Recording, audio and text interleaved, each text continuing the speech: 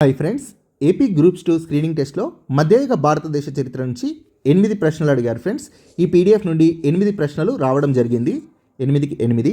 So ఇది groups 2 screening టెస్ట్ని దృష్టిలో పెట్టుకొని నేను తయారు చేసి 30 రూపీస్కి మా అప్లికేషన్లో సేల్ చేశాను ఫ్రెండ్స్.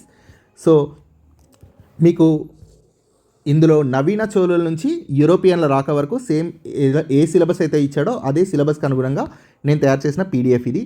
సో మీకు ఈ పీడిఎఫ్ ఎలా యూజ్ అయిందో కింద కామెంట్ చేయండి ఫ్రెండ్స్.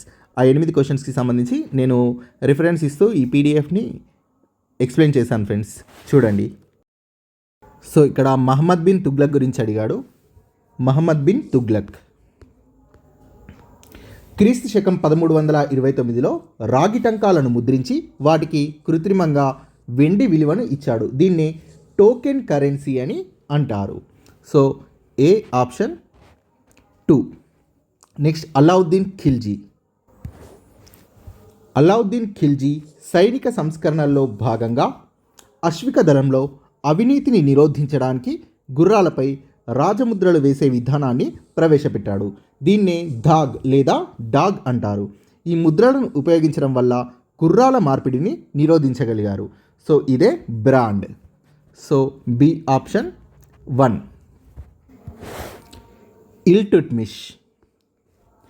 ఇల్టుట్మిష్ ప్రవేశపెట్టిన నాణేలు టంకా, జితాల్. ఇతడు టంకా అనే వెండి నాణాన్ని ప్రవేశపెట్టాడు. సో వెండిని ఇంగ్లీష్లో సిల్వర్ అని అంటారు. ఫిరోజ్ షా తుగ్లక్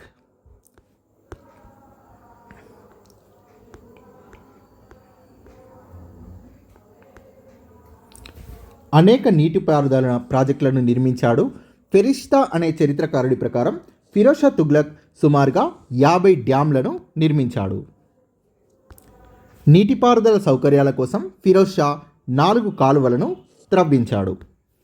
సో దీనికి కరెక్ట్ ఆప్షన్ నెంబర్ 2. సో క్రింది జతల్లో ఏది సరిగ్గా సరిపోలలేదు. బాబర్ గురించి చూద్దాం. సో కాన్వా యుద్ధం బాబర్ రాణా సంగ్రామ్ సింగ్ మధ్య జరిగింది. సో ఇక్కడ కూడా నేను కాన్వా యుద్ధం గురించి ఇచ్చాను. నెక్స్ట్ అక్బర్. సో ఇవన్నీ అక్బర్ సైనిక విజయాలు. వీటిల్లో నేను హల్దీఘాట్ యుద్ధం గురించి ఇక్కడ ఇవ్వడం జరిగింది పాయింట్స్ వైజ్గా. సో ఇది అక్బర్ మరియు రాణా ప్రతాప్ మధ్య ఈ యుద్ధం జరిగింది. మాన్సింగ్ ఆధ్వర్యంలోని మొఘల్ సైన్యాలు రాణా ప్రతాప్ని ఓడించాయి.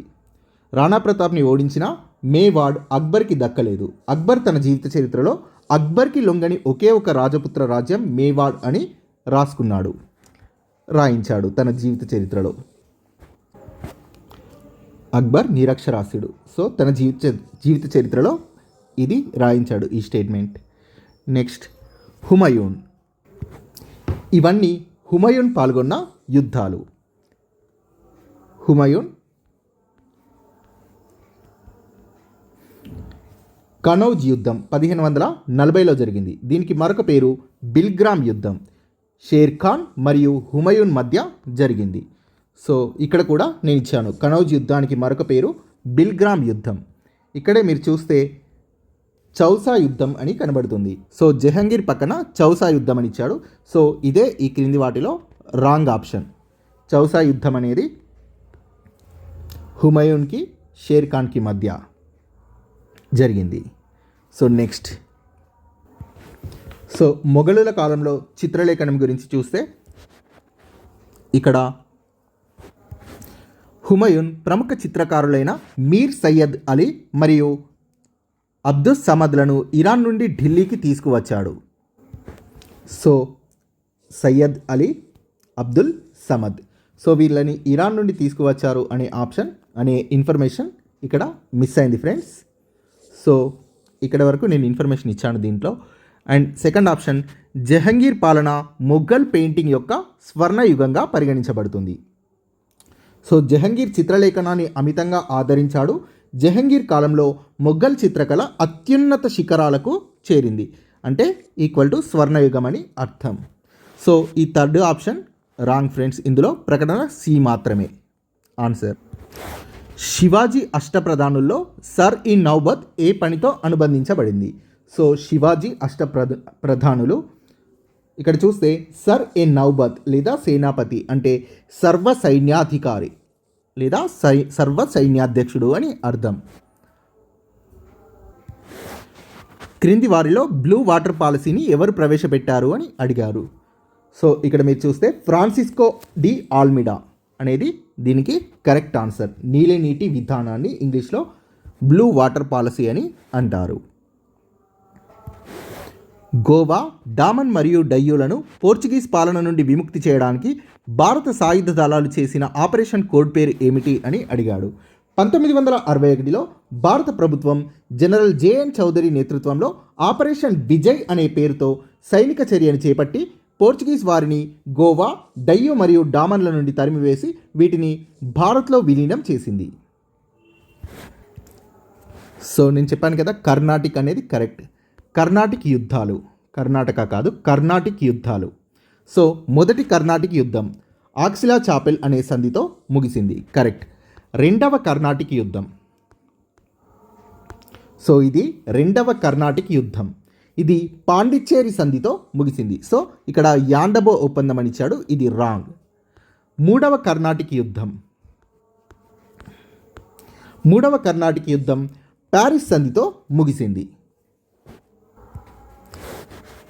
ఇక్కడ గవర్నర్ జనరల్ వారు చేసుకున్న సంధి గురించి ఇచ్చారు. వారెన్ హేస్టింగ్స్ మొదటి ఆంగ్లో మరాఠా యుద్ధం అనేది సాల్బే సంధితో ముగిసింది. సో ఫస్ట్ దానికి ఆన్సర్ 1. సో ఇక్కడ చూస్తే రెండవ ఆంగ్లో మరాఠా యుద్ధం అనేది బస్సైన్ సంధి జరిగింది. రెండవ ఆంగ్లో మరాఠా యుద్ధం సందర్భంగా జరిగిన ఒప్పందాలు లేదా సంధులు. సో బస్సైన్ సంధి అనేది జనరల్ లార్డ్ వెల్లస్లీకి సంబంధించినది. So B option 2. So lord Minto one, Maharaja Ranjit Singh British governor general lord మింటోవన్తో అమృత్సర్ సంధి చేసుకొని సట్లెజ్ నదిని తన రాజ్యానికి సరిహద్దుగా చేసుకున్నాడు. సో లార్డ్ మింటోవన్కి రిలేట్ అమృత్సర్ సంధి.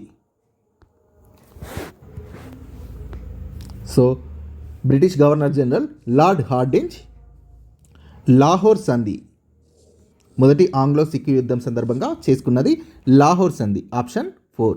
1, 2, 3, 4 అనేవి కరెక్ట్ ఆన్సర్స్. ఆప్షన్ 1. సో మీకు కనుక ఈ పీడిఎఫ్ మీరు ఆల్రెడీ పర్చేస్ చేశారు ఫ్రెండ్స్ చాలామంది. సో మీకు ఎలా అనిపించిందో కామెంట్ చేయండి ఫ్రెండ్స్. 8కి 8 క్వశ్చన్స్ వచ్చాయి. సో మధ్యయుగ చరిత్రలో భాగంగా ప్లీజ్ సబ్స్క్రైబ్ దిస్ ఛానల్.